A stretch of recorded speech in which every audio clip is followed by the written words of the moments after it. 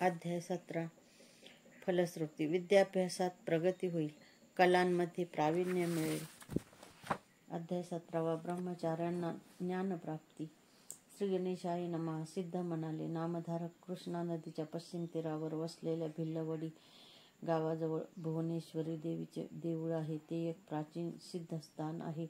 तिथे असलेल्या औदुंबरापाशी श्रीगुरूंनी वास्तव्य केले. बहुत काळ ते गुप्त रूपानेच वावरले. ते सामान्य तपस्व्याप्रमाणे स्नान संध्या करत असत, जप तप व्रते करत असत आणि गावात हिंडून भिक्षा मागत असत.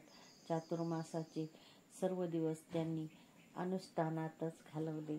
ते ऐकून नामधारक म्हणाले, महाराज, श्री गुरु नृसिंह सरस्वती हे तर परमात्मा स्वरूपात पूर्ण सिद्ध होते, तरीही त्यांनी अनुष्ठाने केली, भिक्षा मागितली, असे त्यांनी का केले?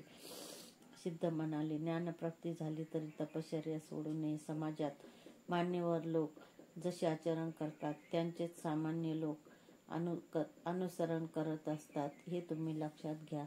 आता भिक्षेविषयी सांगायचे तर ती एक पवित्र वृत्ती आहे. संन्याशांनाही परिग्रह न करणे, भिक्षेवरच उदरनिर्वाह करणे आणि सर्व काळ साधनामग्न राहणे हाच त्या आश्रमाचा धर्म आहे. दत्तात्रय व शंकर हेही भिक्षा मागतात.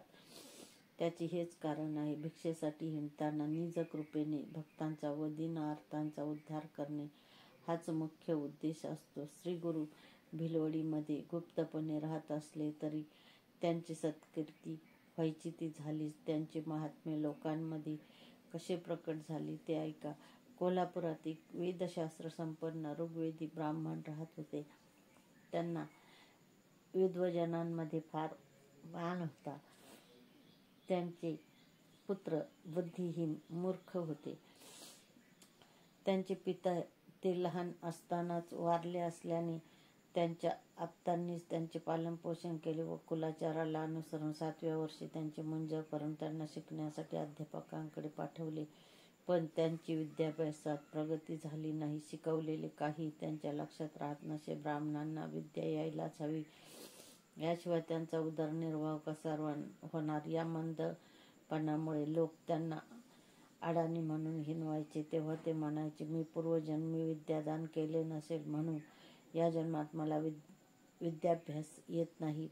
त्याला मी तरी काय करू? आता तुम्हीच काहीतरी उपाय करा. त्यावर लोक हसून म्हणायचे, तुम्हाला पुढच्या जन्मीच विद्या येईल. या जन्मी तुम्ही भिक्षेवरच पोट भरा.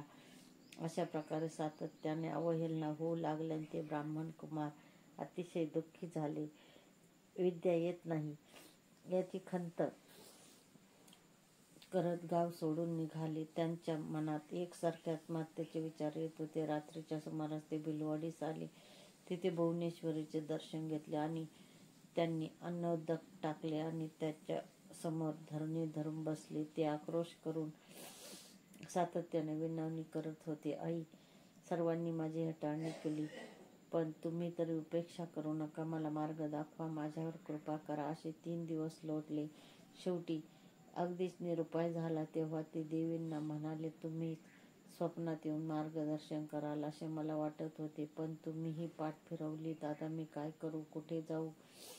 थांबा, मी तुम्हाला माझी जीभच अर्पण करतो, पण त्यानंतरही कृपा केली नाही तर हे शिरच तुमच्या चरणी वाहीन.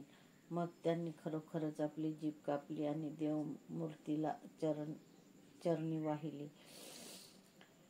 तो त्यांचा निर्धार पाहून देवींना करुणा आली. त्याच रात्री त्यांच्या स्वप्नात गेल्या आणि म्हणाल्या, बाळ, माझ्यावर रागावू नका. कृष्णेच्या पश्चिम तीरावर औदुंबराखाली एक महातपस्वी अवतारी पुरुष वास्तव्यात आहेत.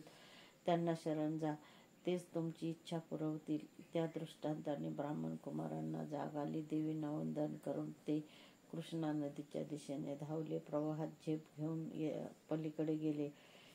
तिथे औदुंबराखाली श्रीगुरु नृसिंह सरस्वती स्वामी महाराज बसले होते. त्यांना पाहताच त्यांना अत्यानंद झाला. त्यांनी त्यांचे पाय धरले. जीभ नसल्यामुळे त्यांना बोलता येत नसले तरी अंतर्ज्ञानी श्रीगुरूंनी त्यांचा मनोभाव जाणला. त्यांनी त्यांना आपला वरदहस्त त्यांच्या मस्तकी ठेवला आणि काय आश्चर्य, त्यांना पुन्हा जीभ आली. वेद, शास्त्रे, पुराणे, तर्कशास्त्र, भाष्य, व्याकरण सर्व ज्ञान प्राप्त झाले. परिस्पर्शाने लोखंडाचे सुवर्ण व्हावे, तसे श्रीगुरूंच्या पुनीत स्पर्शाने त्या ब्रह्मचार्यांना पांडित्य प्राप्त झाले. सिद्ध म्हणाले, नामधारक असा आहे गुरुचा महिमा. ते ज्या ठिकाणी राहतात त्या स्थानालाही महत्त्व प्राप्त होते. अशा रीतीने अध्याय संपला.